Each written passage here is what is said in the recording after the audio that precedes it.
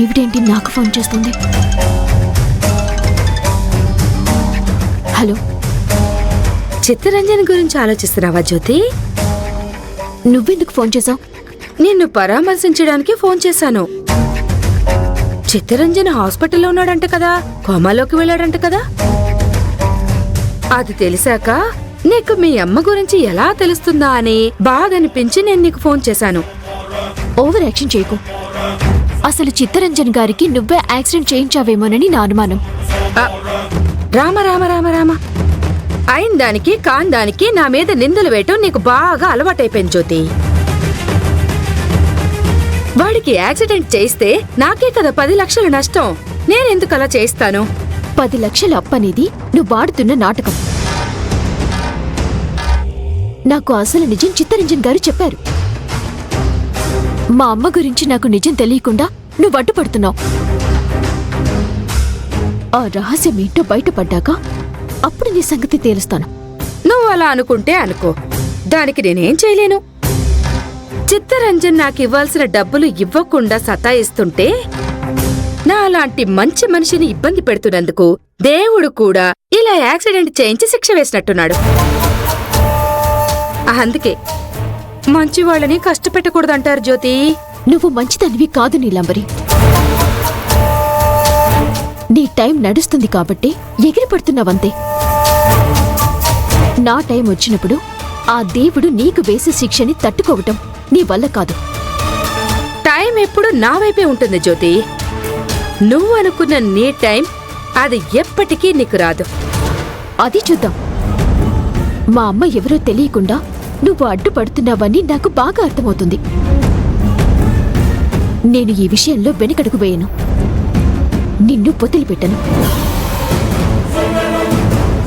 ఒక్కటి మాత్రం నిజం నీలాంబరి, నువ్వు తల్లి కూతుళ్ళ ఎమోషన్స్తో ఆడుకుంటున్నావు. దిక్కులేని చావు చేస్తావు. శాపం పెడుతున్నావా జ్యోతి? జరగబోయే నిజం చెప్తున్నాను.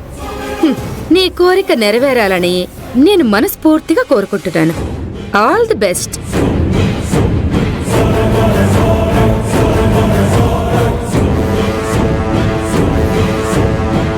నీలాంబరి నా మీద ఎంత కక్ష కడుతుందంటే ఏదో ఉంది. అది ఏమై ఉంటుంది?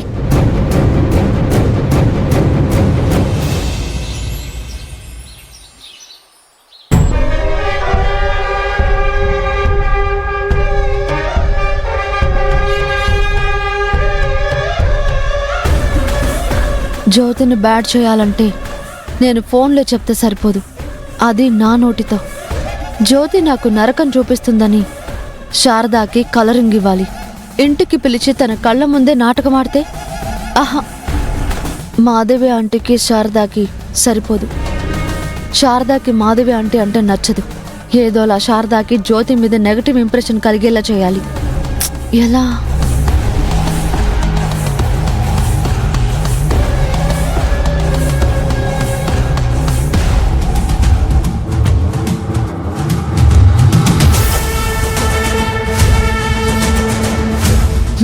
జ్యోతి,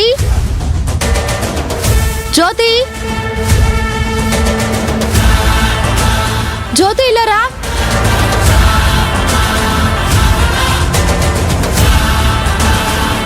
చౌడా, ఎన్నిసార్లు పిలవాలి? ఎందుకు పిలిచావో చెప్పు. నాన్ వెజ్ లేకుండా నాకు ముద్ద దిగదని నీకు తెలుసు కదా. వెంటనే నా కోసం నాన్ వెజ్ కర్రీ ప్రిపేర్ చేయి. ఈ రోజు నా మనసేం బాగోలేదు శ్రావ్య. ఇప్పుడేం వండలేను. ఉన్నదాంతో అడ్జస్ట్ చేసుకుని తినే. వాట్?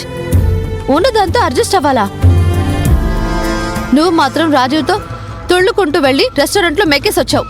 నన్ను మాత్రం ఈ చెత్త ఫుడ్ తినమంటావా?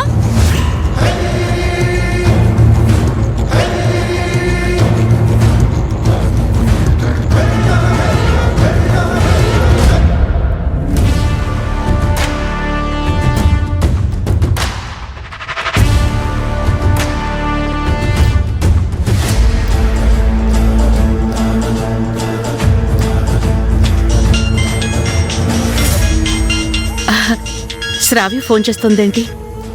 హలో, ఇదంతా నువ్వు ఇప్పుడు కావాలనే చేస్తున్నావు కదా. నోటికేదొస్తే అది వాక్కు. నేనేమన్నాను జ్యోతి? నన్ను పట్టించుకోకుండా రాజీవ్ నీతో తిరిగేలా కొంగు కట్టుకుని తిప్పుకుంటున్నా నేనేమనలేదు.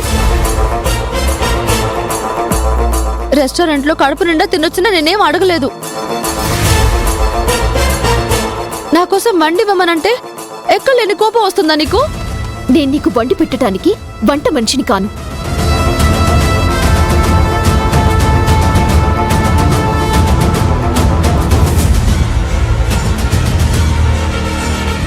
జ్యోతేనా ఇలా మాట్లాడేది?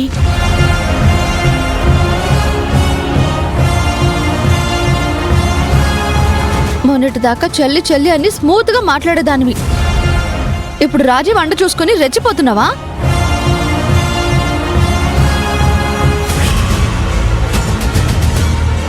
హే, ఆఫ్టర్ ఆల్ బస్తీ దానివి.